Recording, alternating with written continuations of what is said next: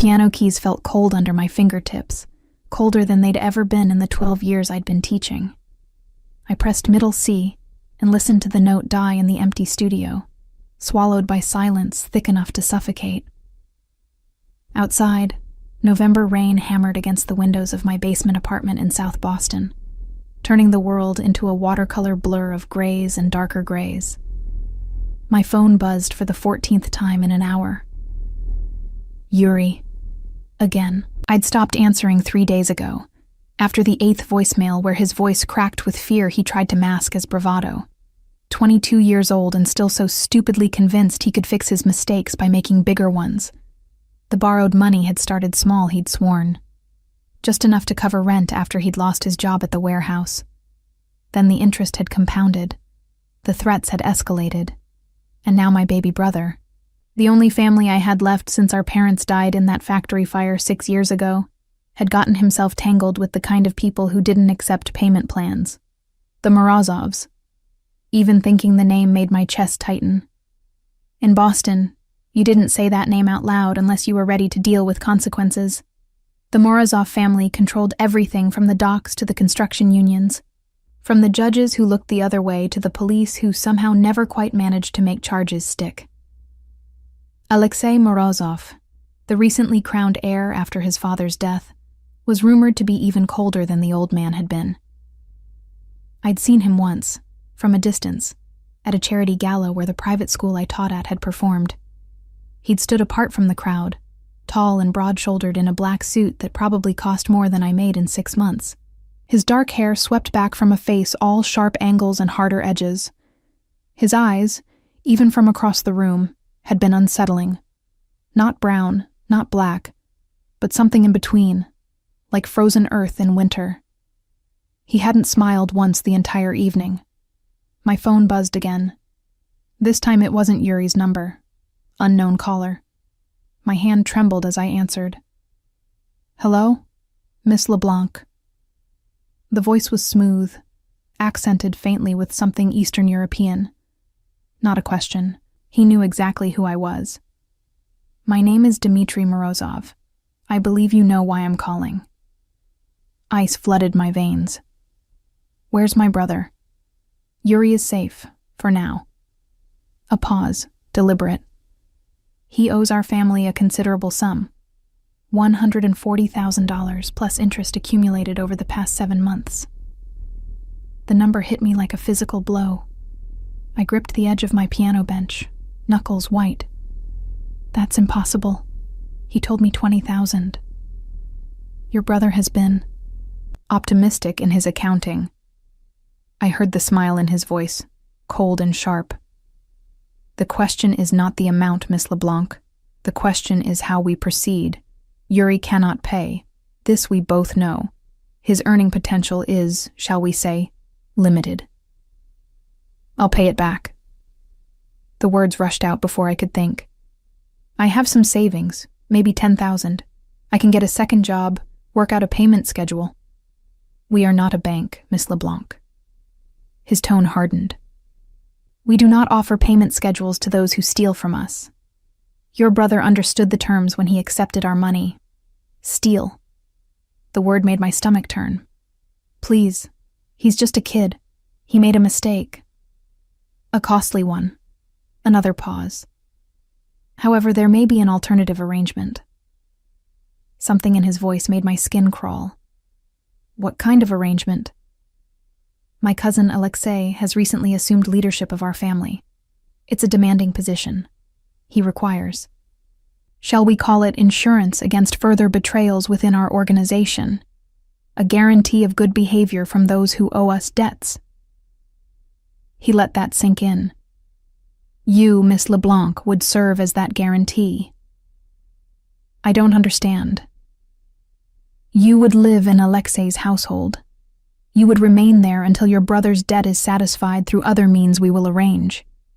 Your presence ensures Yuri does not attempt to run or do anything further to embarrass our family. The implication crystallized slowly, horribly. You want me as a hostage. Such an ugly word. Dimitri's voice remained pleasant. Think of it as collateral, living collateral. You would be housed, fed, protected. Your brother would be free to continue his life, supervised, but unharmed. And when the debt is satisfied, you would be released. How long? That depends on many factors. 6 months, perhaps. A year at most. A year. 12 months of my life vanished into the orbit of a man whose reputation made hardened criminals nervous. I thought of my students, the 8-year-old prodigy who just started Chopin, the teenagers I tutored after school, who needed someone to believe they were worth more than the neighborhood expected. I thought of my basement apartment with its cracked tiles and reliable radiator, the life I'd built note by note from nothing after our parents died. Then I thought of Yuri, his crooked smile that matched our father's, the way he still called me Risa, like he had when he was 5. The promise I'd made to our mother the night she died, her hand crushing mine in that hospital bed. Take care of your brother. When? My voice sounded hollow. A car will arrive for you tomorrow at 6 p.m. Pack lightly. Personal items only. He paused. Miss LeBlanc, this arrangement is mercy. Most who cross our family do not receive such consideration. I suggest you remember that. The line went dead. I sat in the silence of my studio, rain drumming its relentless rhythm against glass, and wondered if I'd just agreed to bury myself alive. The black Mercedes arrived precisely at 6, idling outside my building with tinted windows that reflected my pale face back at me. I'd packed 1 suitcase, clothes, toiletries, a photo of my parents, my grandmother's silver locket, and the worn paperback of Dostoevsky's The Brothers Karamazov I'd been reading and rereading since college. Everything else I'd left behind, including a note from my landlord and resignation emails to the 3 schools where I taught. The driver didn't speak. He was massive, filling the front seat like a boulder, his neck thick with what might have been scars or tattoos beneath his collar. He loaded my suitcase without making eye contact and held the rear door open with professional efficiency. Miss LeBlanc, he said. Just that. Acknowledgement without warmth. The drive took 40 minutes, winding through neighborhoods that grew progressively wealthier until we reached Beacon Hill. The Morozov estate sat behind iron gates that opened silently at our approach, revealing a 3-story mansion of pale stone and dark windows. Manicured grounds stretched in every direction, dotted with bare November trees that stood like sentinels in the gathering dusk. Beautiful. Absolutely beautiful. And utterly wrong for someone like me. A woman met me at the entrance, late 50s, iron gray hair pulled into a severe bun, expression carved from granite. She looked me over with the assessment of someone evaluating livestock. I am Elena Kuznetsov, she said in heavily accented English. I manage Mr. Morozov's household. You will follow my instructions exactly. You will not wander. You will not disturb Mr. Morozov. You will be invisible unless called upon. Do you understand? Yes. Yes. What? I swallowed. Yes, ma'am. A microscopic nod. Better. Come.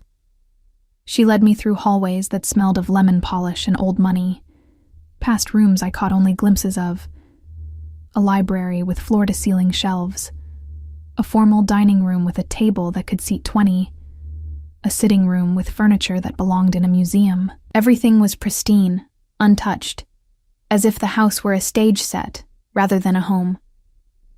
My room was on the 3rd floor, at the end of a long corridor. Small but not cramped, with a single bed, a dresser, a writing desk by the window that overlooked the back gardens. The walls were cream-colored and bare. Anonymous, like a high-end hotel room designed to be forgotten. Dinner is at 7 in the staff dining room. You eat with the household staff. Breakfast at 6, lunch at noon. You do not take meals in your room. Elena's eyes were chips of flint. Mr. Morozov's private quarters are on the 2nd floor, east wing. You do not enter that wing for any reason. The library, conservatory, and back gardens are accessible during daylight hours. Otherwise, you remain in your room or the staff areas. Questions? When will I see my brother? You won't. She said it flatly, without sympathy. Part of the arrangement is no contact. He knows you are here. That is sufficient. My throat tightened. For how long? Until Mr. Morozov decides otherwise. She moved toward the door. Unpack. Dinner in 30 minutes. Do not be late. I met the household staff that first night around a table in a windowless room adjacent to the kitchen. There was Elena, who presided over the meal with silent authority. Dmitri, the driver who'd collected me. A cook named Irina who had kind eyes and flour permanently embedded under her fingernails. 2 younger women, Anya and Svetlana, who cleaned and did laundry and whispered to each other in rapid Russian, and Victor, the groundskeeper, who looked like he could uproot trees with his bare hands. They were polite but distant, asking no questions about why I was there. In their world, I suspected, it was safer not to know. I didn't see Alexei Morozov that night, or the next, or the week after that. He was a ghost in his own home, departing early and returning late, his presence marked only by the sound of doors closing, by Elena's sudden tensing when his car pulled up the drive, by the way the household rearranged itself around his invisible orbit. The days developed a rhythm. I woke at dawn and walked the gardens until breakfast. The November cold was bitter but clean, scrubbing my lungs of the stale air of captivity. After breakfast, I was left largely alone, so I gravitated to the library. Vast, beautiful, filled with books in at least 6 languages, many of them first editions that probably cost more than my annual salary. I read because it was the only thing that kept me from thinking too hard about the bars of my gilded cage. It was in the library, 2 weeks into my captivity, that I first heard them. Children's voices, high and bright, echoing from somewhere below. I followed the sound to a door I'd assumed was a closet, but which opened onto a narrow staircase descending to what must have been servants' quarters in an earlier era. At the bottom, I found a large common room where Irina sat at an old upright piano, her young daughter and son beside her. The girl, maybe 9, was attempting to pick out "Mary Had a Little Lamb" with 2 fingers. The boy, younger, watched with rapt attention. "I'm sorry," I said from the doorway. "I heard the piano." Irina looked up, startled, then wary. "Miss LeBlanc, the children practice here sometimes. I hope the noise does not disturb you." "No, not at all." I stepped closer, drawn despite myself. "I teach piano, taught," I corrected. "May I?" She hesitated, protective, then nodded. I slid onto the bench beside the girl. Natasha, Irina introduced her, and showed her how to curve her fingers, how to let her wrist float. Within 10 minutes, she was playing the simple melody smoothly. Her smile was incandescent. "You will teach her?" Irina asked, her voice careful. "If you'd like." And so I found my purpose in that house. Every afternoon, I descended to that forgotten common room and taught Natasha and her brother Mikhail. Natasha was a natural, with perfect pitch and the kind of determination that would take her far. Mikhail had less talent, but infinite enthusiasm. Working with them reminded me who I was beneath the label of collateral, of guarantee, of living insurance against bad debts. I was still a teacher, still myself. The weeks blurred. Thanksgiving came and went, marked only by an elaborate meal I ate with the staff, while Alexei dined alone in the formal dining room. December arrived with early snow. I'd been in the Morozov household for exactly 4 months when I saw him for the first time up close.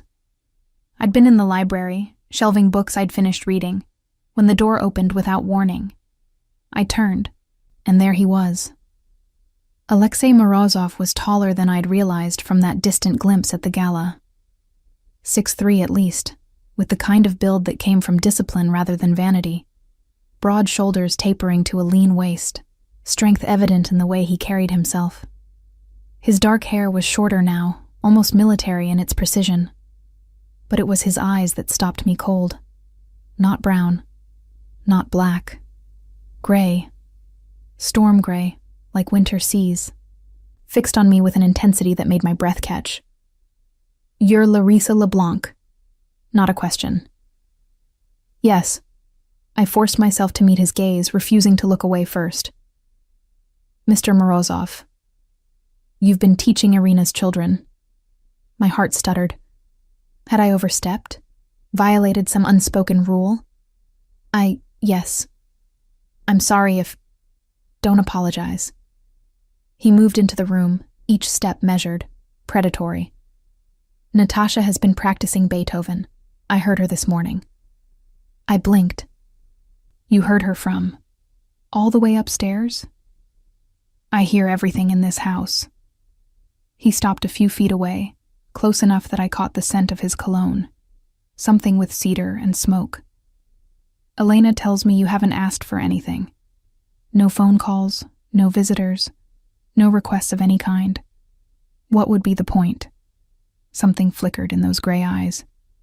"Most people in your position complain, demand, threaten. I'm not most people." "No." He studied me like I was a puzzle he couldn't quite solve. "You're not." The silence stretched between us, taut and strange. I should have looked away, should have lowered my gaze, shown deference, but something stubborn in me refused.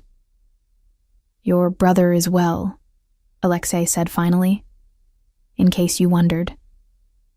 Relief flooded through me so suddenly I had to grip the bookshelf for balance. "Thank you." "Don't thank me. It's not kindness. It's insurance." His voice hardened. "You stay compliant. He stays safe. That's the arrangement." "I understand." "Do you?" He stepped closer. Too close. I could see the faint scar bisecting his left eyebrow, the slight shadow of stubble along his jaw despite it being barely noon. "You don't seem afraid enough. Would you prefer me terrified?" The words escaped before I could stop them. For a long moment he simply stared at me. Then, impossibly, the corner of his mouth twitched. Not quite a smile. Something darker, more complicated. "You sing," he said, changing direction, "when you think no one's listening. In the gardens. Sometimes in here." Heat crept up my neck. "I didn't realize anyone could hear." "I can. You have a beautiful voice." The compliment, so unexpected, so quietly delivered, sent a strange flutter through my chest. I pushed it down ruthlessly. "Thank you. Keep teaching the children." He moved past me toward the door. "But remember what you are here, Larissa. You're not a guest. You're not staff. You're collateral. The moment you forget, that is the moment you become a problem I have to solve." Then he was gone, leaving only the faint trail of cedar smoke and the pounding of my heart. I stood in the empty library, books forgotten in my hands, and wondered why a threat had sounded almost like a warning. The days after my encounter with Alexei in the library felt different, charged with an awareness I couldn't shake. I caught myself listening for his footsteps in the hallways, for the distant sound of his voice speaking Russian to Dmitri or Elena. I told myself it was simple vigilance, the natural hyper-awareness of prey tracking a predator. But that didn't explain why my pulse quickened when I heard his car pull up the drive at night, or why I found myself wondering what he did in those private quarters I was forbidden to enter. He'd said he heard everything in this house, which meant he'd heard me singing. The thought made my skin prickle with something I refused to examine too closely. December deepened into true winter. Snow blanketed the gardens in silence, transforming the estate into something from a Russian fairy tale. I continued my routine. Early walks when the cold bit through my inadequate coat, hours in the library, afternoons teaching Natasha and Mikhail. The children had become the bright spots in my gilded captivity. Natasha was advancing rapidly, her small fingers flying through Bach inventions with increasing confidence. Mikhail had abandoned piano in favor of begging me to teach him songs, which I did, his off-key but enthusiastic renditions of folk tunes echoing through the servants' quarters. Irina watched these lessons with something like gratitude, mixed with worry. "You are kind to them," she said one afternoon as we prepared tea after the children had gone to play. "But Miss LeBlanc, you should not become too attached. When Mr. Morozov releases you—" "I know." I wrapped my hands around the warm mug. "This is temporary." But even as I said it, I wondered. 4 months had passed. Dimitri's original estimate of 6 months to a year loomed. But I'd heard nothing about my brother's debt, about any progress toward my release. I existed in a strange limbo, neither prisoner nor free, neither servant nor guest. I saw Alexei 3 more times that month, always unexpectedly. The first time, I was in the conservatory, a glass-walled room off the south side of the house that I'd discovered held a grand piano, a Steinway so perfectly maintained it sang under my fingers. Elena had said nothing about the conservatory being off-limits, so I'd claimed it as my own in the late afternoons when the winter sun slanted through the glass and turned everything golden. I was playing Chopin's Nocturne in E-flat major, lost in the melody's melancholy beauty, when I felt eyes on me. My hands stilled on the keys, and I turned to find Alexei standing in the doorway. "Don't stop." His voice was quiet, almost gentle. My heart hammered, but I turned back to the piano and continued. I felt his presence like a physical weight as he moved into the room, as he settled into one of the chairs positioned to face the piano. I played the piece through to its conclusion, the final notes hanging in the air between us. "You're classically trained," he observed. "Juilliard. Dropped out after my 2nd year when my parents died." I don't know why I told him that.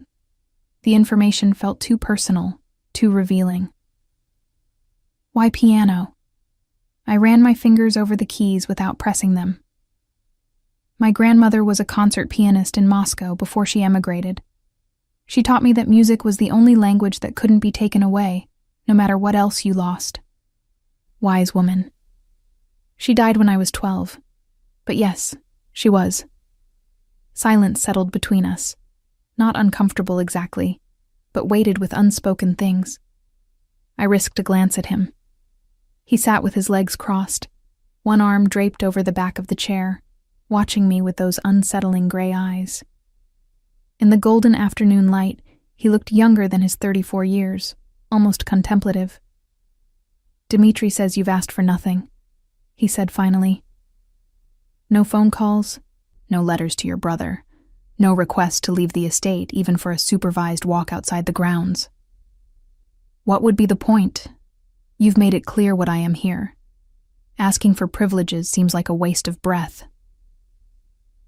Most people in your situation would ask anyway. Bargain. Try to negotiate better terms." I met his gaze steadily. "I'm not most people." "No." Something flickered across his face, too quick to read. "You're not." He stood abruptly, the moment breaking. "Play something else." It was a command, not a request. But something in his tone made it feel less like the order of a captor, and more like, I didn't know what. I chose another Chopin piece, a waltz this time, lighter and more playful. I felt him listening, felt the quality of his attention like a tangible thing. When I finished, he was gone. No goodbye, no acknowledgement. Just the faint scent of cedar smoke lingering in the air. The second time I saw him was less peaceful. I'd woken in the middle of the night to raised voices somewhere below. Not quite shouting, but close. I'd learned enough Russian from Irina to catch a few words. Preditel, traitor, krov, blood, smirt, death. The last word made ice settle in my stomach. Against my better judgment, I crept from my room and down the stairs, following the sound to Alexei's study. The door was ajar, light spilling into the darkened hallway. Through the gap, I saw him standing behind a massive desk, his face a mask of cold fury. Dmitri stood before him, along with 2 other men I didn't recognize.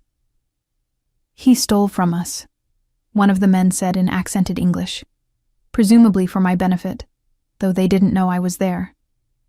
"The shipment is gone. $3 million worth of—" "I know what it's worth." Alexei's voice was ice. "What I want to know is how Petrov thought he could do this and live." "He has family," Dmitri said quietly. "A wife, children, which he should have considered before betraying us." Alexei poured himself a drink, the amber liquid catching the light. "Make an example, but make it clean. I don't want this traced back to us." My hand flew to my mouth, stifling a gasp. I stumbled backward, my shoulder hitting the wall with a soft thump that sounded deafening in the quiet hallway. The conversation inside stopped. I ran. Quiet as I could, back up the stairs, my heart thundering so hard I thought it might burst. I made it to my room and closed the door just as I heard footsteps in the corridor below. I pressed my back against the door, shaking. Make an example. Make it clean. The casual way he'd ordered what sounded like an execution, as if discussing a business transaction rather than a human life. This was who he was, who they all were. And I'd been foolish enough, in those quiet moments in the library and conservatory, to forget it. Sleep didn't come that night. I lay in bed, watching shadows move across the ceiling, trying not to think about a man named Petrov and what making an example might mean. The 3rd time I saw Alexei, he found me. It was a week before Christmas. I'd been in the library, curled in my favorite chair by the window, reading Anna Karenina in the original Russian, a language I'd studied but never quite mastered. I dozed off, the book open on my lap, lulled by the warmth of the fire and the silence of the house. I woke to find him sitting in the chair across from me. My breath caught. He was dressed more casually than I'd seen him. Black sweater, dark jeans, his hair slightly mussed as if he'd been running his hands through it. He was reading his own book, seemingly unconcerned by my presence. "How long have you been there?" My voice came out rough with sleep. 20 minutes. He didn't look up from his book. "You talk in your sleep, in Russian mostly. Your accent needs work."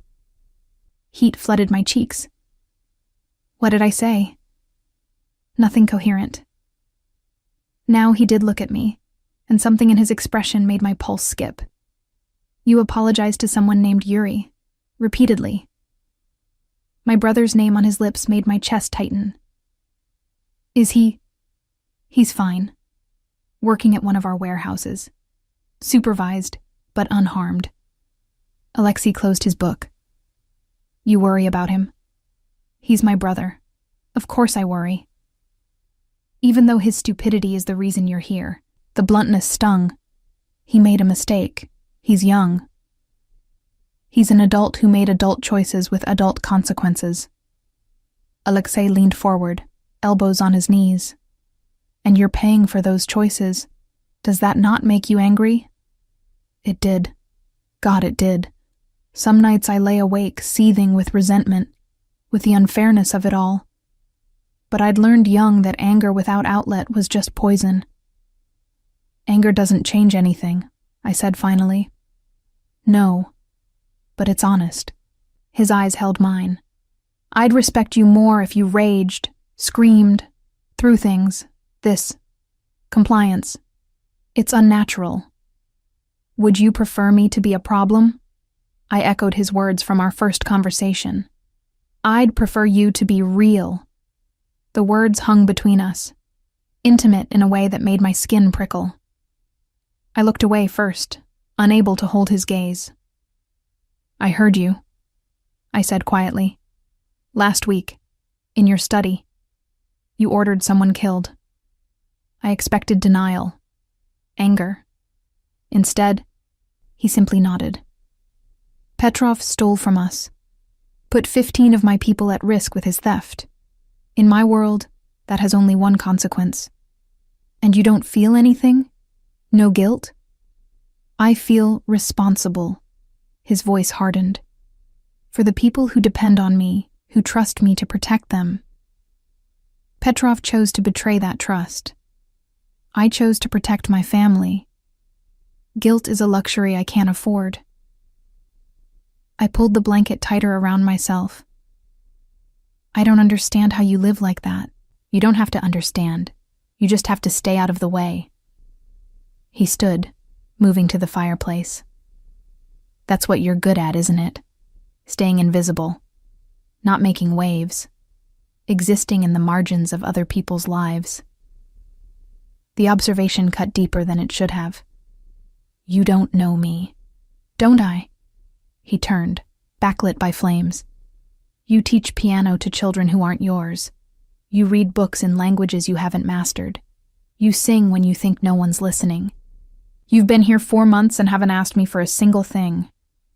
You're so busy being what everyone needs you to be that I'm not sure you know who you actually are.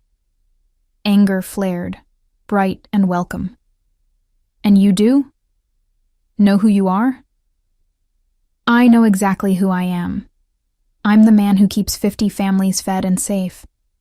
I'm the man who makes hard decisions so others don't have to.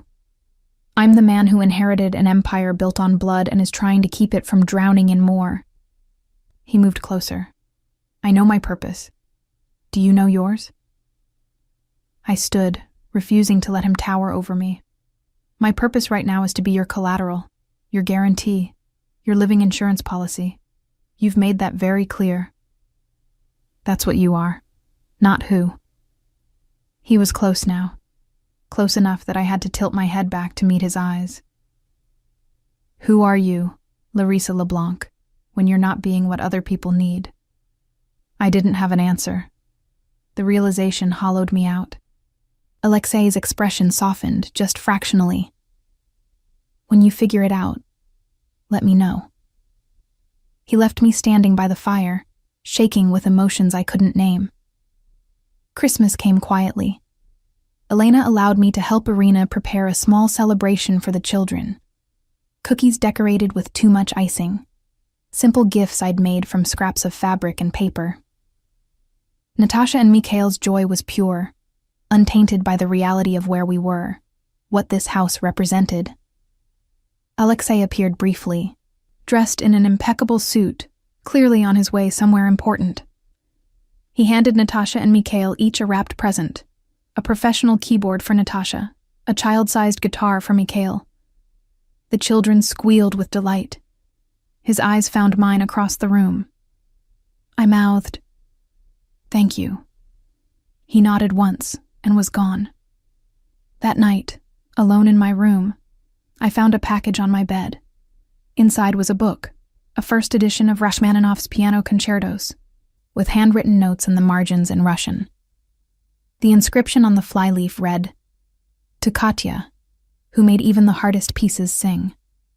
With love, Grandmother Morozov." His grandmother's book.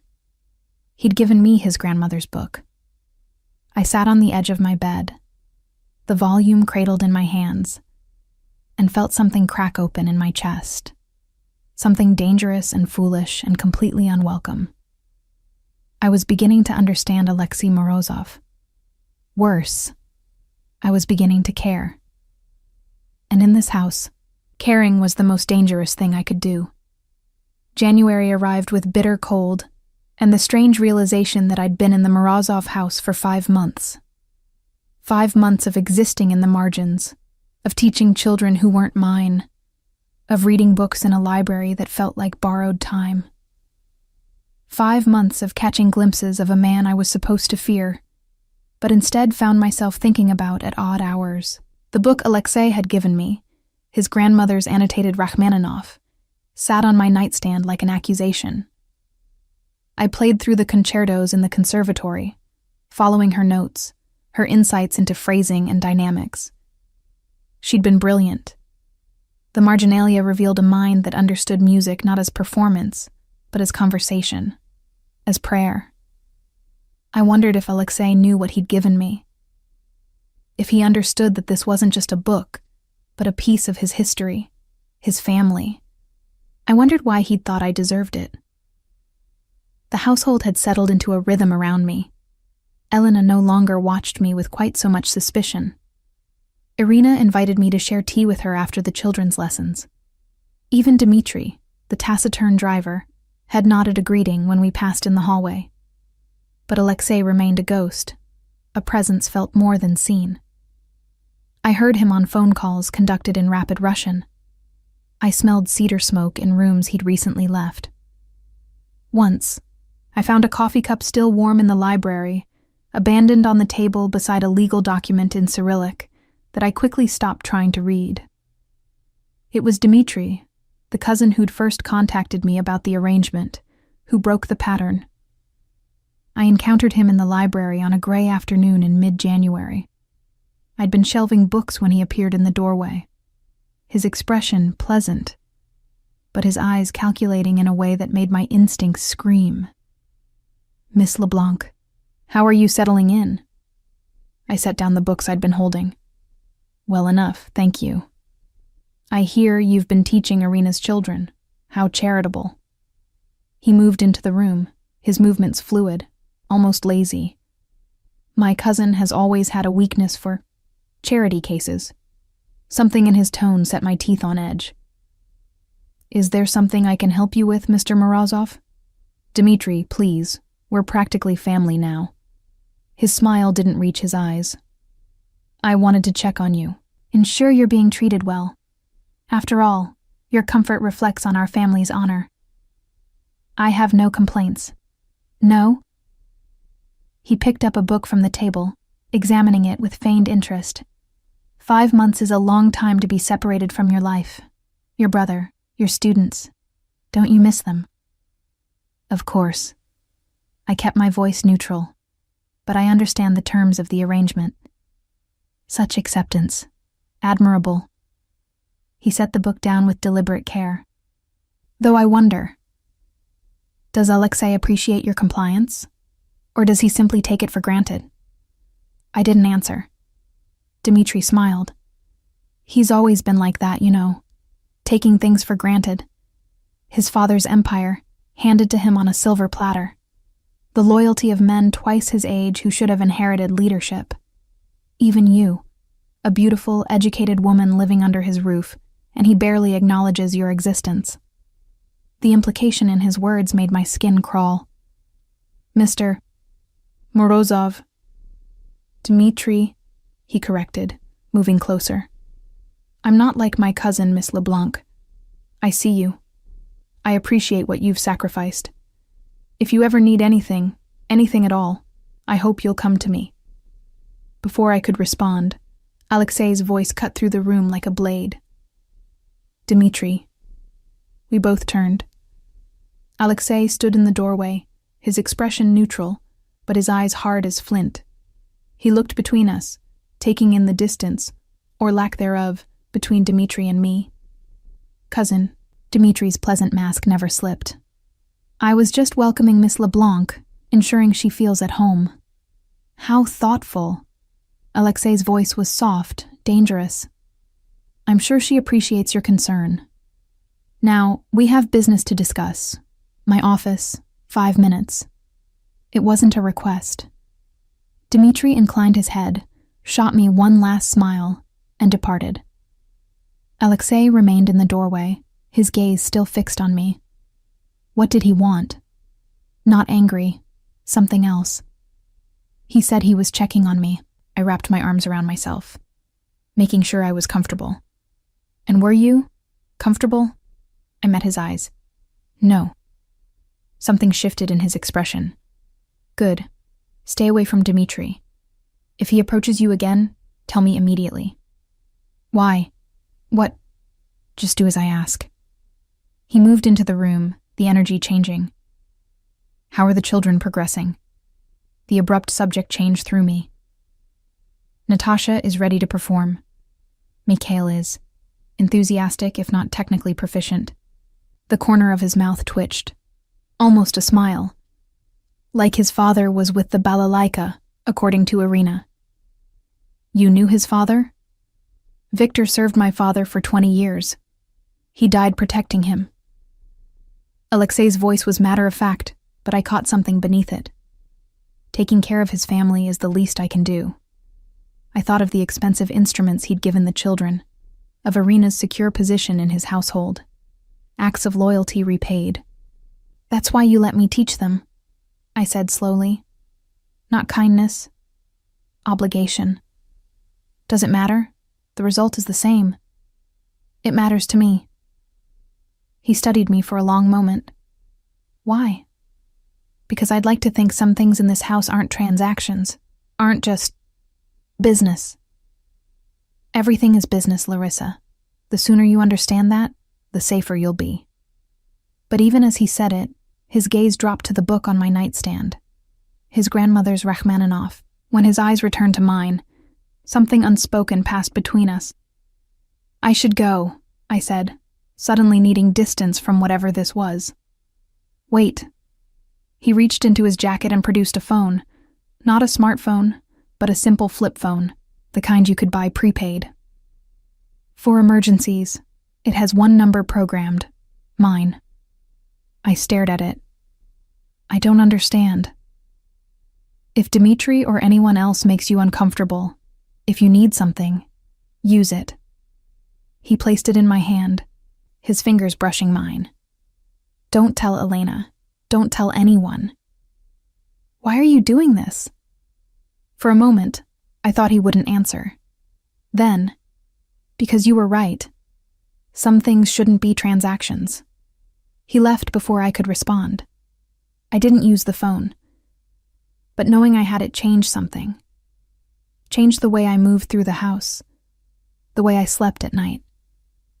I wasn't quite a prisoner anymore. Wasn't quite collateral. I didn't know what I was. The winter deepened. I played piano for hours in the conservatory, working through the Rachmaninoff concertos, losing myself in the complexity of the compositions. Sometimes I felt eyes on me, and would turn to find Alexei standing in the doorway, listening. He never said anything, just nodded and moved on. But those moments accumulated, built into something I didn't want to examine.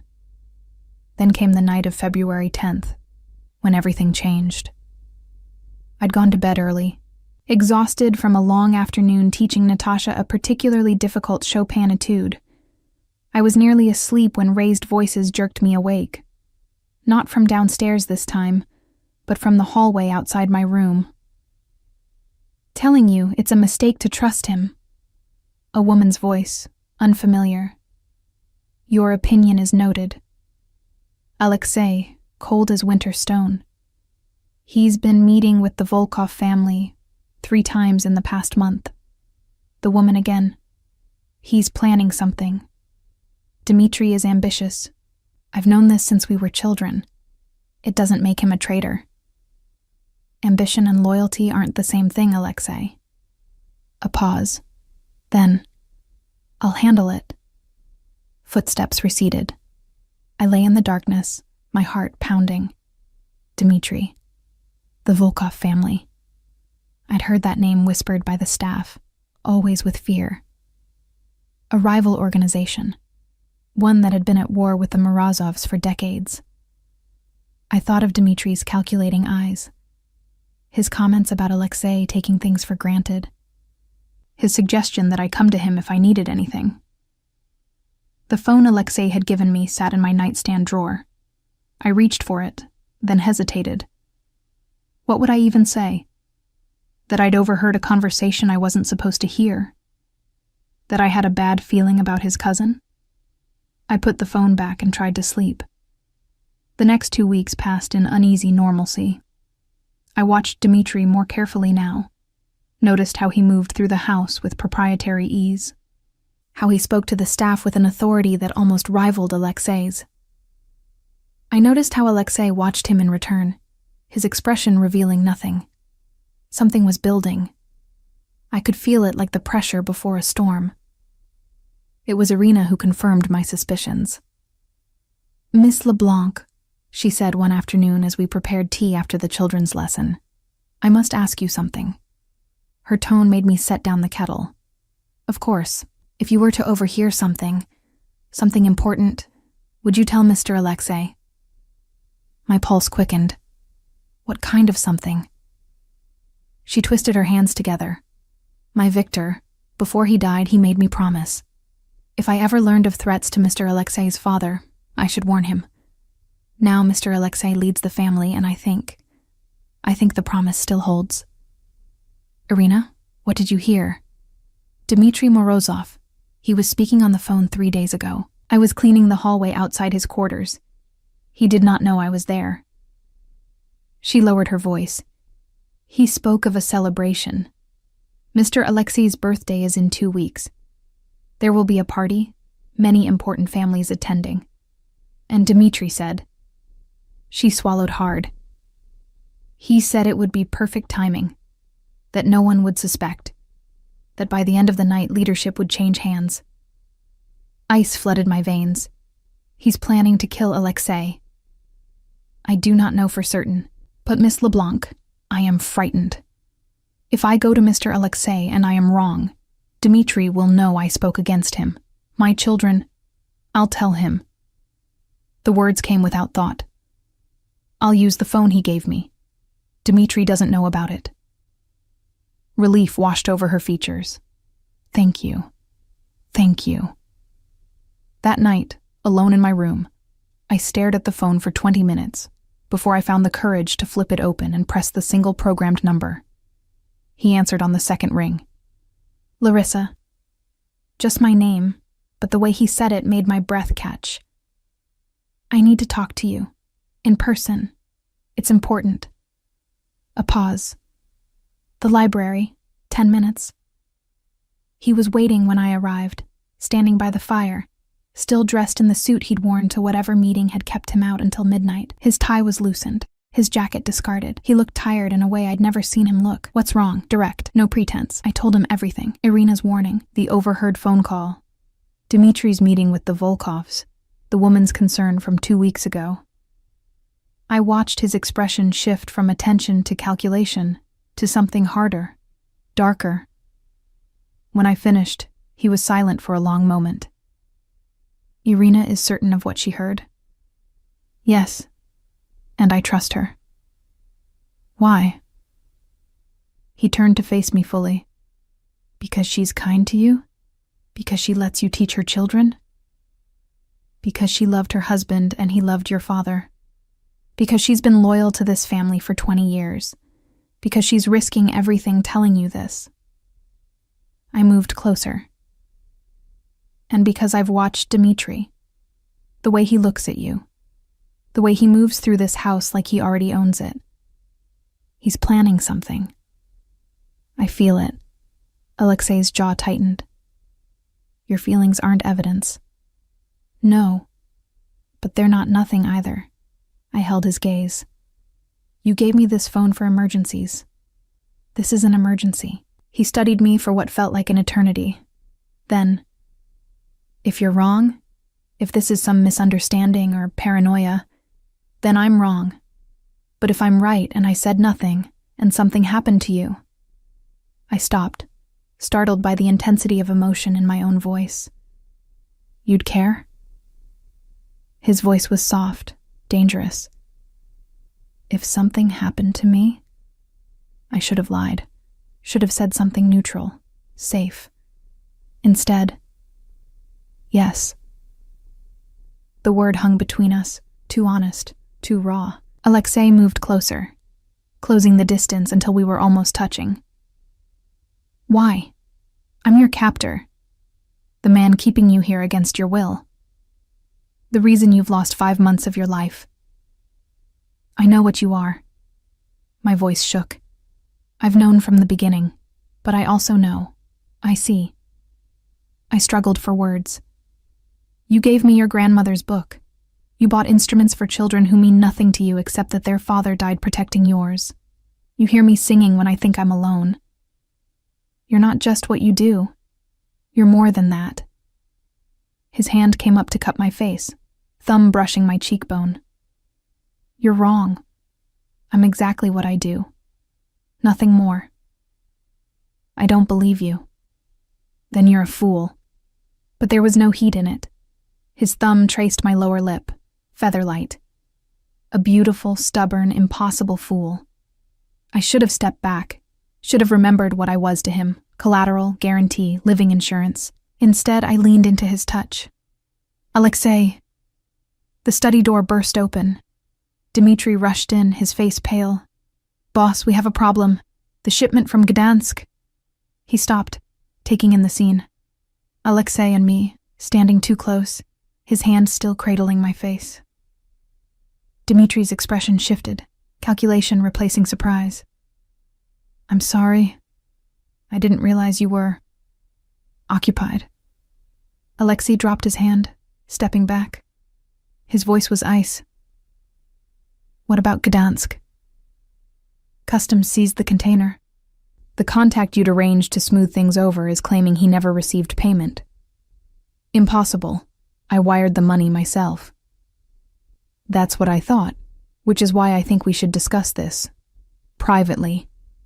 Dmitri's gaze flicked to me, dismissive. Larissa was just leaving. Alexei's tone was perfectly neutral, but I caught the warning in his eyes. "We'll continue our conversation later." I nodded, not trusting my voice, and left. Behind me, I heard Dmitri's voice, casual and concerned. "Cousin, we need to talk about security. I'm worried there may be leaks in the organization." I walked back to my room on shaking legs, Irina's warning echoing in my mind. By the end of the night, leadership would change hands. Alexei's birthday party was in 12 days, and I had the terrible feeling that time was running out. The days leading to Alexei's birthday party passed with excruciating slowness. I watched Dmitri move through the house with increasing confidence, noticed how he inserted himself into conversations, how he questioned Alexei's decisions with a tone just shy of insubordination. I watched Alexei tolerate it with the patience of a man playing a longer game than anyone else could see. I didn't know if he believed my warning. He hadn't mentioned our conversation in the library, hadn't acknowledged the moment when his hand had cradled my face and the world had narrowed to just the two of us. He'd retreated into cold professionalism, into the role of untouchable leader. It made my chest ache in ways I refused to examine. The household buzzed with preparations for the party. Elena commanded an army of additional staff brought in to clean, polish, and prepare the mansion for the influx of guests. The formal dining room was opened and set with china that probably cost more than my yearly salary. Crystal chandeliers were cleaned until they sparkled. The ballroom, a room I hadn't even known existed, was transformed into something from a fairy tale. I helped where I could, grateful for the distraction. Irina and I worked together arranging flowers, our hands moving in practiced rhythm while she whispered updates. "Dmitri has been meeting with the head of security," she murmured, her eyes on the roses she was trimming. I heard him say that, certain. Adjustments needed to be made for the party, for Mr. Alexei's protection. My hands stilled. What kind of adjustments? I do not know, but Miss LeBlanc, I am frightened. If Dmitri suspects that I overheard. He doesn't. I kept my voice low. And even if he did, Alexei won't let anything happen to you or the children. You trust him? Not a question, an observation. Did I? Trust implied a kind of faith that seemed foolish given my circumstances. But when I thought of Alexei, I didn't think of my captor. I thought of the man who'd given me his grandmother's book, who listened when I played piano, whose eyes had held something almost vulnerable when I'd admitted I would care if something happened to him. Yes, I said quietly. I trust him. Irina's expression softened. He is not like his father. The old Mr. Morozov, he was hard, cold. But Alexei, he has his grandmother's heart beneath all that ice. I thought of the annotations in the Rachmaninoff book, of a woman who'd understood music as conversation, as prayer. If Alexei had inherited even a fraction of her capacity for feeling, he hid it well. The party was set for Saturday evening. By Friday morning, the tension in the house had reached a breaking point. I saw it in the way Dmitri smiled too widely, in the way Alexei's shoulders carried a new tightness, in the way the security detail had doubled without anyone officially acknowledging it. I was in the conservatory, seeking refuge in the piano, when Alexei found me. "Play something," he said from the doorway. I didn't argue. I played Rachmaninoff's Prelude in C-sharp minor, the piece his grandmother had annotated most heavily. Her notes spoke of darkness and light, of finding beauty and melancholy. I poured everything into the music, my fear, my growing feelings for a man I shouldn't care about, my desperate hope that I was wrong about Dmitri. When I finished, Alexei was sitting in his usual chair, his expression unreadable. "Tomorrow night," he said without preamble, "I want you to stay in your room, no matter what you hear, no matter what happens. Promise me." My heart stuttered. "You believe me? About Dmitri?" "I've had him watched since our conversation. The evidence is concerning." He leaned forward, elbows on his knees. "There will be security everywhere. I'll be protected. But I need to know you're safe." "Why do you care?" The question escaped before I could stop it. "I'm just collateral. Remember?" His eyes met mine, gray as winter storms. "You haven't been just anything in a long time." The admission hung between us, weighted with everything we hadn't said. "Alexei, promise me, Larissa. Promise me you'll stay in your room." I should have agreed. Should have taken the easy out, the safe option. Instead, what if something goes wrong? What if you need... I won't need anything except the knowledge that you're safe. He stood, moving closer. "You've already given me the warning. You've already done more than anyone should ask of their captive. Don't risk yourself further. Because I'm valuable collateral? Because you matter." The words came out rough, almost angry. "To the children. To Irina. To..." He stopped, jaw tightening. "To you?" I supplied softly. He closed his eyes briefly, and when he opened them, the vulnerability in his expression nearly undid me. I don't have the luxury of allowing people to matter. Everyone who matters becomes a target, a weakness to be exploited. You've been safe precisely because no one knows what you've become to me. And what have I become? He reached out, tucking a strand of hair behind my ear with devastating gentleness. The one person in this house who sees me and still stays. I don't have a choice about staying. You have a choice about how you see me. Most people look at me and see a monster. You look at me and see... I don't know what you see. But it's not fear. I thought of all the moments I'd watched him. The careful way he handled his grandmother's book. The kindness he showed to Victor's children. The weight he carried on those broad shoulders. The burden of keeping an empire from drowning in blood. I see a man trying to be better than what he was born to, I said. A man who gave me his grandmother's book because he knew I'd understand the music the way she did. A man who's terrified that tomorrow night his cousin will try to kill him, but who's more worried about a piano teacher's safety than his own. His hand cupped my face, thumb tracing my cheekbone. "You're wrong about me, Larissa. I'm not good. I'm not redeemable. I've done things that would make you sick if you knew the full extent. I know what you are. I've known from the beginning. Then why..." His voice cracked slightly. "Why do you look at me like that? Like what? Like I'm worth saving." My breath caught. I covered his hand with mine, pressing it more firmly against my face. "Because you are." For a long moment we stood frozen, the conservatory quiet except for our breathing. Then Alexei leaned down slowly, giving me every opportunity to pull away. I didn't. His lips brushed mine, soft, questioning. I answered by rising on my toes, by wrapping my hand around the back of his neck, by kissing him with all the complicated, impossible feelings I'd been fighting for months. He made a sound low in his throat and pulled me closer, one arm banding around my waist. The kiss deepened, became something desperate and honest. This wasn't captor and captive. This was two people who'd been circling each other for months, finally allowing themselves to collide. When we broke apart, both breathing hard, his forehead rested against mine. "I can't keep you," he whispered, "even if I wanted to. You deserve better than this life, better than me. Don't I get a say in what I deserve?" "No, because you'd choose wrong." He pressed one more kiss to my forehead, achingly gentle. "Promise me you'll stay in your room tomorrow night."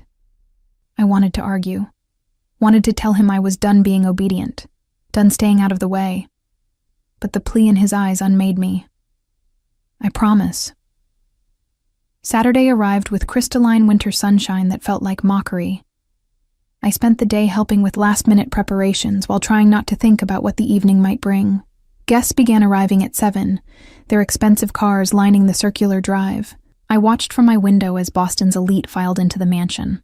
Politicians, judges, business owners, and others whose exact professions were deliberately vague. This was Alexei's world. Power and danger wrapped in elegant clothing, violence lurking beneath polite conversation. At 8, I heard music start below, the string quartet Elena had hired. At 9, I heard laughter and the clink of glasses. At 10, someone gave a toast. I couldn't make out the words, but I heard Alexei's name and the resulting applause. At 10:30, I heard a sound that made my blood run cold. A woman's scream, cut short. The music stopped abruptly. Shouts in Russian and English, overlapping. I was on my feet and out my door before I remembered my promise. The house was chaos. Guests flooded the hallways, security shouting for people to evacuate. I fought against the tide, searching for Alexei in the mass of panicked bodies. Then I saw him. He was in the grand hallway at the base of the stairs, Dmitri beside him, both of them surrounded by security. They appeared to be arguing about something. Dmitri's face was flushed, his voice carrying, "Need to get you to the safe room now." "I'm not hiding from threats in my own house," Alexei countered. That's when I saw him.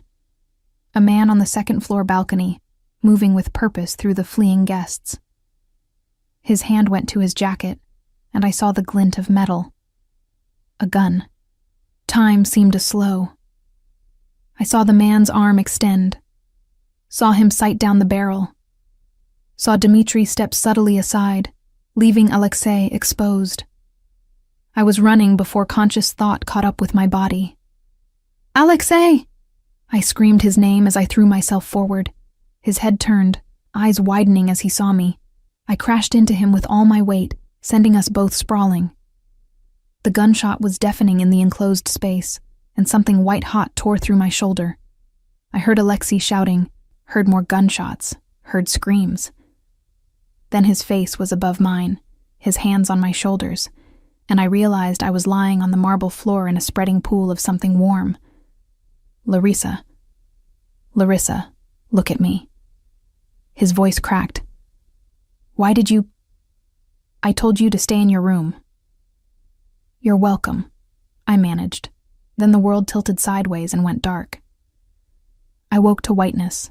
White ceiling, white walls, the antiseptic white smell of hospitals. Pain radiated from my shoulder in waves, sharp and insistent. I tried to move and gasped as fire shot through my upper body. "Don't." A rough voice, familiar. "The doctors said you need to stay still." I turned my head, slowly, carefully, and found Alexei sitting in a chair beside my bed. He looked terrible. His normally immaculate appearance was destroyed. Stubble darkened his jaw. His shirt was wrinkled and stained with what might have been blood.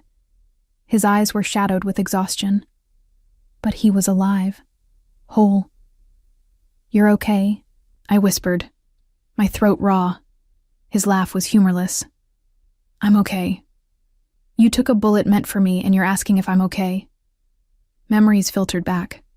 The party, the gunman, throwing myself at Alexei, the impact and burn of the bullet. Dmitri, I said. He stepped aside. He knew. I know. Alexei's voice was flat, deadly. The gunman was one of his people, brought in as extra security for the party. Dmitri had positioned himself perfectly to give the shooter a clear line of sight. If you hadn't. He stopped, jaw clenched. The bullet would have hit me center mass. Is he dead? Shot while trying to escape. His eyes met mine. By my hand.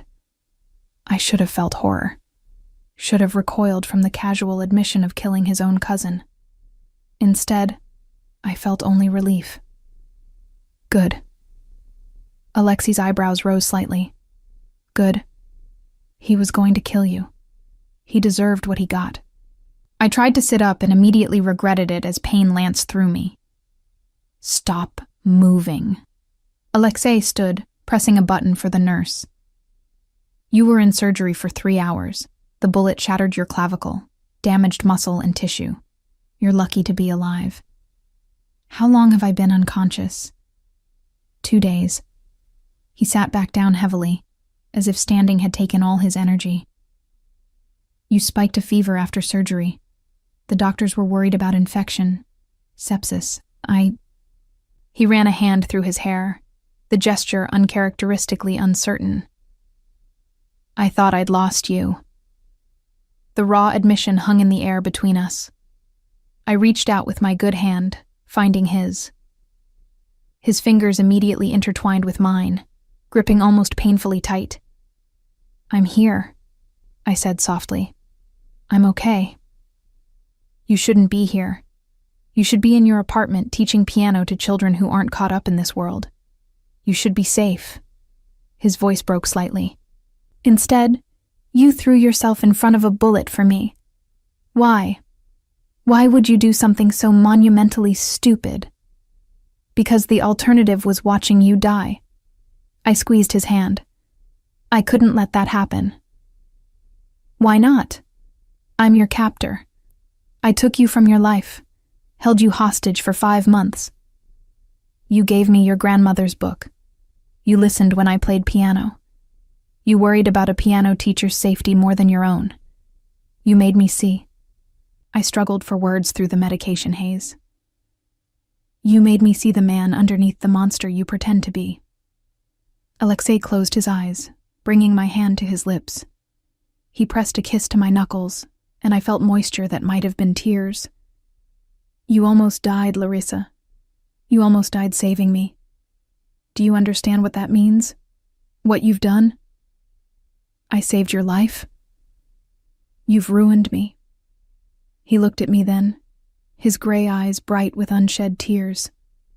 Because now I can't let you go. I've tried. God knows I've tried to think of you as just collateral, just business. But you're not. You haven't been for months. And now that you've nearly died for me. His voice dropped to barely a whisper.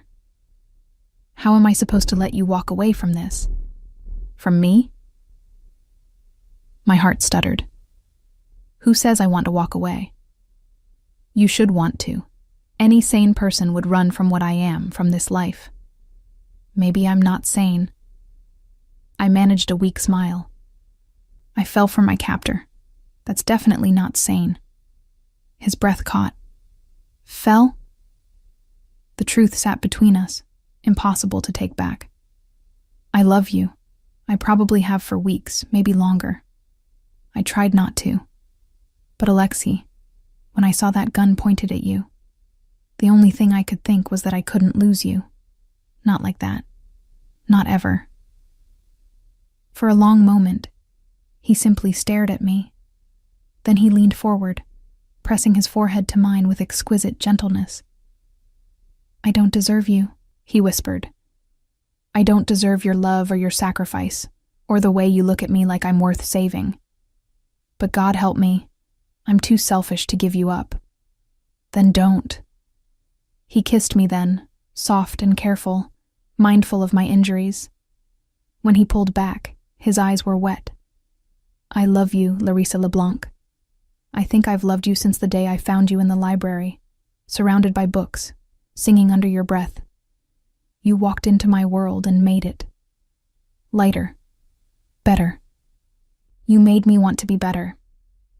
The nurse arrived, followed by a doctor who checked my vitals and adjusted my medication. Alexei stepped back, wiping his eyes, composing himself back into the controlled leader. But I saw the way his hand shook slightly as he shoved it in his pocket. Saw the way his gaze kept returning to me as if to reassure himself I was real, alive. She needs rest, the doctor said in accented English. The next few weeks will be critical for healing. No stress, no excitement. After they left, Alexei returned to his chair. I've arranged for you to have a private room, round-the-clock nursing care, the best physical therapists in the city. Alexei. He stopped, looking at me. Just sit with me. That's all I need. So he did. He pulled his chair closer to the bed, took my hand again, and simply sat. No words, just his presence and the steady rhythm of his thumb stroking circles on my wrist. I drifted in and out of sleep. Each time I woke, he was there. Sometimes reading documents with his free hand. Sometimes just watching me with an expression so tender it made my chest ache. Once, I woke to find him asleep in the chair. His head rested on the edge of my bed, still holding my hand. The days blurred. Alexei rarely left except when forced to attend to unavoidable business. He brought books for me to read, had the hospital bring in a small keyboard so I could play with one hand when I was strong enough. He updated me on the household. Irina and the children were safe, moved to a secure location as a precaution. Elena had been horrified when she heard what I'd done, had sent flowers with a note in Russian that Alexei translated. You are braver than any soldier I have known. A week after I'd been shot, Alexei arrived with a serious expression and a manila envelope. What's that? I asked, trying to sit up straighter in the bed. He helped me adjust the pillows, then sat beside me on the mattress. Your brother's debt. It's paid. My breath caught. What? The $140,000, plus interest, settled in full as of this morning. He opened the envelope and showed me documents, transaction receipts, a notarized letter confirming the debt was satisfied. How? I paid it, from my personal accounts, not family money. Yuri is free. The contract binding you to my household is void. He set the envelope aside and took both my hands in his, careful of my injured shoulder. You're free, Larissa. You can leave whenever you want. Go back to your apartment, your students, your life. I've arranged for compensation, enough to cover your lost wages and then some. You never have to see me again if you don't want to. I stared at him, trying to process what he was saying. Free. The word I'd been longing to hear for 5 months. The release I'd dreamed of, so why did it feel like my heart was breaking? What if I don't want to leave? I whispered. His eyes closed briefly. Don't say that because you feel obligated. Don't stay because you think you owe me. I'm not. I squeezed his hands. Alexei, look at me. He did, and I saw fear there. Real, genuine fear that undid me completely. I don't want to go back to my old life. I took a shaky breath. I want to stay. With you. Not as collateral or a captive or whatever I was before. As your equal. As someone who chooses to be here. The life I lead. I know what your life is. I've lived in your house for 5 months. I've seen enough to understand what I'd be choosing. I touched his face with my good hand. And I'm still choosing it. Choosing you. Why? The question was raw, broken. After everything. Because you're worth it. Because when you thought I was dying, you cried. Because you gave me your grandmother's book and listened when I played piano and worried about children who weren't yours, simply because their father served your family. Because underneath all the ice and the control and the terrifying power, you have your grandmother's heart. I smiled through sudden tears. And I love that heart. I love you. He pulled me into his arms, carefully, so carefully, and I felt him shaking against me. I love you, he said into my hair. I love you so much it terrifies me. You've become the one thing in this world I can't afford to lose. Then don't lose me. Keep me. But as your equal, Alexei. As your partner, not your possession. He pulled back just enough to look at me, and the vulnerability in his expression nearly broke me. My equal, he repeated. My partner. A pause. My wife? My heart stopped. What? Marry me, Larissa. Not because of any debt or obligation. Not because you saved my life or because you're trapped here. Marry me because you love me and I love you and I want to spend whatever life I have left making you happy. His hand cupped my face. Marry me because you choose to, with full knowledge of what you're choosing. And if you say no, I'll understand. I'll let you go and I'll never... Yes. The word came out choked with emotion. Yes, I'll marry you. The kiss was soft, reverent, full of promise. When we broke apart, both smiling through tears, Alexei rested his forehead against mine. I'm still working out how to be the man you deserve, he admitted. I don't know if I'll ever be fully good. But I swear to you, Larissa, I will try every day to be worthy of your love. You already are, I whispered. You just can't see it yet. 3 weeks later, I was finally released from the hospital. My shoulder was still weak, the physical therapy ahead of me daunting, but I was alive, whole, and going home, though home had taken on an entirely new meaning. Alexei had wanted to carry me from the car to the house, but I'd insisted on walking, even if it was slow and careful. I needed to walk into this next chapter of my life on my own feet, as his equal, not as someone who needed to be carried. The mansion looked different somehow. Maybe because I was seeing it through new eyes, not as a prisoner viewing her cage, but as someone who'd chosen to make this place her sanctuary. Elena met us at the door, and to my shock she smiled. An actual smile that transformed her stern features. "Welcome home, Miss LeBlanc," she said. Then, after a pause, "The children have been asking for you." My chest warmed. "Are they here?" "In the conservatory. I hope you do not mind. Mr. Morozov had the piano tuned for your return." I looked at Alexei, who shrugged with obviously feigned innocence. "You'll need to keep up your strength. The children are excellent motivation." The conservatory had indeed been transformed. The piano gleamed, fresh flowers adorned the small tables, and Natasha and Mikhail practically vibrated with excitement when they saw me. "Miss Larissa," Natasha launched herself forward, then remembered my injury at the last second and gently hugged my waist instead. "Mama said you were very brave, that you saved Mr. Alexei." "I did what anyone would do," I said, stroking her dark hair. "Not anyone," Irina said from the doorway, Alexei behind her. "Only someone with a very good heart." I spent the afternoon with the children, playing simple pieces with my good hand, while Natasha played the more complex parts. Mikhail sang along, delightfully off-key, and Alexei watched from his usual chair, that soft expression on his face that I was beginning to recognize as peace. This was what I'd chosen. This strange, complicated family that had formed in the unlikeliest of circumstances. That night, after the children had gone home and the house had settled into quiet, I found Alexei in his study. He was reviewing documents, but set them aside immediately when I entered.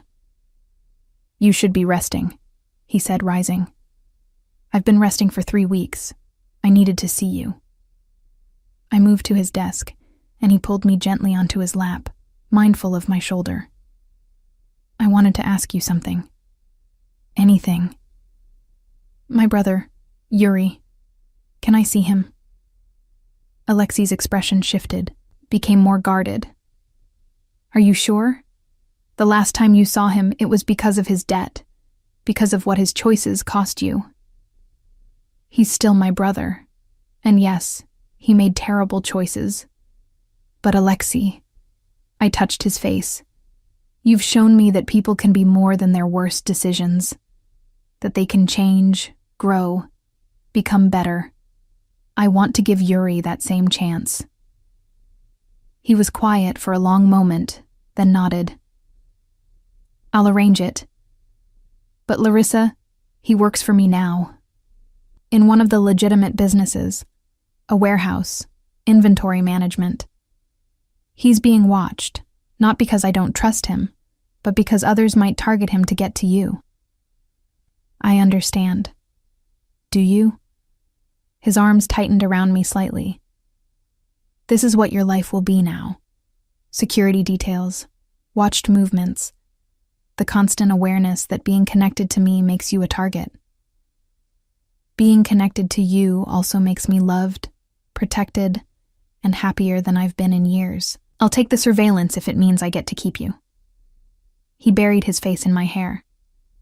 I don't know what I did to deserve you. You gave a scared piano teacher a place to hide. You let her teach your cook's children. You listened when she played piano and sang when she thought no one was listening. You gave her your grandmother's book. I turned in his lap to face him more fully. You saw her, Alexei. Really saw her. That's what you did. The days turned to weeks. My shoulder healed slowly but steadily. Yuri came to visit, full of apologies and genuine remorse. I'd expected to feel angry, but seeing him, how much he'd grown in the months we'd been apart, how seriously he was taking his second chance, I felt only relief that we'd both survived our respective crucibles. I'm sorry, Risa, he said, using the childhood nickname. I'm so sorry for what I put you through. I know. I hugged him with my good arm. Just don't waste this opportunity, okay? Alexei is giving you a real chance. Don't throw it away. I won't, I swear. Elena gradually thawed, even going so far as to ask my opinion on household matters. The staff began treating me less like a strange presence and more like a member of the family. Irina's children called me Aunt Larissa. Slowly, inexorably, I was weaving myself into the fabric of the Morozov household. But the moment that changed everything came on a cold evening in late March. Alexei had been unusually quiet all day, distracted during meals, distant even when we were together. I'd given him space, understanding that running an empire, even a partially legitimate one, came with pressures I couldn't fully comprehend. That night, he found me in the library, curled in my favorite chair with his grandmother's Rachmaninoff book. Come with me, he said, offering his hand.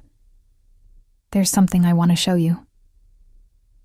He led me not through the house, but outside, to the gardens that had been my refuge during those early days of captivity. The spring night was cool, but not cold. Stars scattered across the clear sky. We walked in silence until we reached a small clearing I'd never noticed before, hidden behind a screen of trees. In the center stood a bench, new, made of dark wood with an engraving I couldn't read in the dim light. When I was a boy, Alexei said, still holding my hand, my grandmother would bring me here. This was her thinking place, she called it, where she came when the world became too loud, too demanding. After she died, I couldn't come here. It hurt too much. Alexei, let me finish. He pulled me gently to the bench, and we sat. I haven't been able to come here in 15 years, but tonight I realized, with you, I can.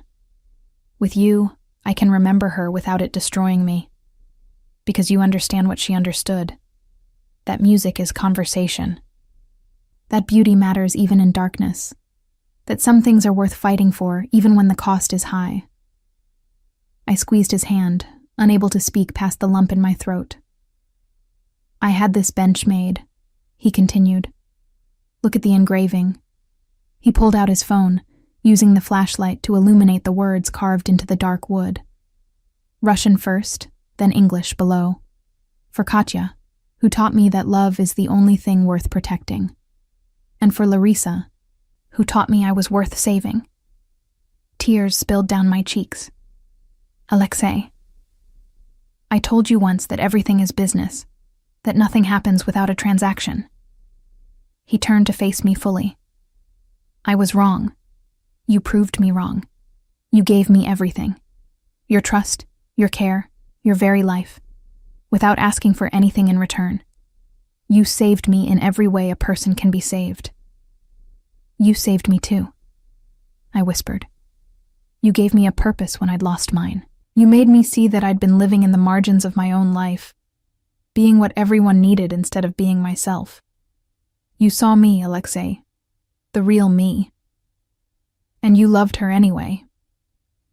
He pulled a small box from his pocket, and my breath caught. I know I already asked you to marry me in that hospital room, he said, opening it to reveal a ring, platinum with a single perfect diamond, simple and elegant. But I want to do it right this time. Not when you're injured and medicated and possibly not thinking clearly. I want to ask you when you're whole and healthy and have had time to truly understand what you're choosing. Alexei. Larissa LeBlanc, you walked into my life as collateral and became the only thing I'd die to protect. You saw past the monster I've been told I am and found something worth saving. You love me despite knowing exactly what I am, what I've done, what I'm capable of. You're brave and stubborn and impossibly kind, and I love you more than I thought I was capable of loving anyone. His voice thickened with emotion. Will you marry me? Will you choose this life, this world? Me? Not because you have to, but because you want to? I couldn't speak through my tears, so I simply nodded and held out my hand. He slid the ring onto my finger with shaking hands, then pulled me into his arms. Carefully, always so careful of my healing shoulder. We sat there in his grandmother's thinking place, holding each other under the stars, and I marveled at the journey that had brought us here. I choose you, I whispered into his chest. Every day, in every way, I choose us. Thank God, he murmured against my hair. Thank God. We were married 6 weeks later in a small ceremony in the conservatory, surrounded by the people who mattered, Irina and her children, Elena, who'd become something like a protective aunt, Yuri, who cried through the entire ceremony, and a handful of Alexei's most trusted people. I wore a simple silk dress the color of cream, carried a bouquet of the wildflowers that grew in the gardens. Alexei wore a dark suit and looked at me like I'd hung the moon. When the officiant pronounced us husband and wife, when Alexei kissed me with a gentleness that belied his reputation, I felt the final chains of my past life fall away. I was no longer Larissa LeBlanc, piano teacher, sister, survivor. I was Larissa Morozov, wife, chosen family, woman who'd found love in the most unexpected place. As we walked back down the aisle, really just the path between chairs in the conservatory, Natasha played a simple wedding march on the piano. I caught Alexei's eye and saw them shining with unshed tears. I love you, he mouthed. I love you too, I mouthed back. That night, alone in our room, not the guest room where I'd spent months as a captive, but the master suite that was now truly ours, Alexei pulled me close. I have something to tell you, he said, his voice serious enough to make my heart skip. About the business. I tensed. What about it? I'm transitioning out of the less legitimate aspects. It will take time, years probably, These kinds of connections don't disappear overnight. But I'm working with federal investigators, providing information about other organizations in exchange for immunity for my people. I pulled back to look at him. You're cooperating with the police. With the FBI, it's complicated, dangerous. But Larissa, I meant what I said about being worthy of you. I can't undo the things I've done, but I can stop doing them. I can build something better. For us. For the family we might have someday. Family. The word settled in my chest, warm and terrifying and wonderful. That's why you were so distracted last week, I said, understanding dawning. You were meeting with them. He nodded. I wanted to tell you, but I needed to make sure the arrangements were solid first. I won't pretend this makes me suddenly clean. The things I've done, the blood on my hands, that doesn't wash off. But going forward, the Morozov name can mean something different, something better. I took his face in my hands, forcing him to meet my gaze. You're already better, Alexei. You're already more than what you were born to be, and I'm so proud of you for taking this step. You made it possible. You made me believe I could be more than my father's son. He kissed me softly. Thank you for saving me. In every way. Thank you for seeing me. For making me believe I was worth more than the margins. We held each other as the night deepened around us. Two people who'd found each other in the most unlikely of circumstances and built something real from the ashes of captivity and fear. I thought of the frightened woman who'd stepped into this house 6 months ago, believing she was nothing more than collateral, nothing more than a guarantee against bad debts. I thought of the cold, controlled man who'd held himself apart from everyone, convinced he was beyond redemption. We'd both been wrong. Love, I'd learned, wasn't a transaction. It wasn't something you bargained for or negotiated. It was something that crept up on you in quiet moments, while playing piano, while teaching children, while watching someone cry at the thought of losing you. It was something worth fighting for, worth dying for, worth living for. And as Alexei's arms tightened around me, as I felt the steady beat of his heart against mine, I knew with absolute certainty I'd made the right choice. Not because I had to, because I wanted to, because I loved him, and because against all odds, he loved me too.